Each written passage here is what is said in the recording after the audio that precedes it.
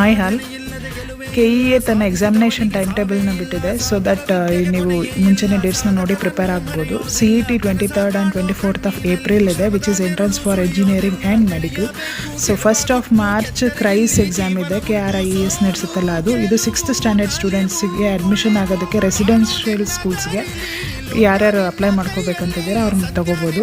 14th of May PGCET ಇರುತ್ತೆ, which is entrance for MBA and MCA. And 23rd of May PGCET and DCET ಇರುತ್ತೆ. ಇದು ME ಮತ್ತು MTech entrance. DCET ಬಂದು lateral entry for engineering course. ಯಾರ್ಯಾರು diploma ಆಗಿರುತ್ತಲ್ಲ ಅವರು direct entry ತೊಗೋಬೋದು engineering ಕೋರ್ಸ್ಗೆ, ಅವ್ರಿಗೆ ಇದು DCET ನಡೆಸೋದು. And 18th of July MSc nursing and MSc honours ಅಥವಾ ಮತ್ತು MPT ಎಕ್ಸಾಮ್ ಇರುತ್ತೆ. ಹಾಗೆ ಅಕ್ಟೋಬರ್ 11th KCET ಎಕ್ಸಾಮ್ ಇರುತ್ತೆ. ಯಾರ್ಯಾರು MSc ಮುಗಿಸಿದ್ದೀರಾ ಅವ್ರು ತೊಗೋಬೋದು. ಹಾಗೆ November 21st M Pharma D Pharma exam ಇರುತ್ತೆ.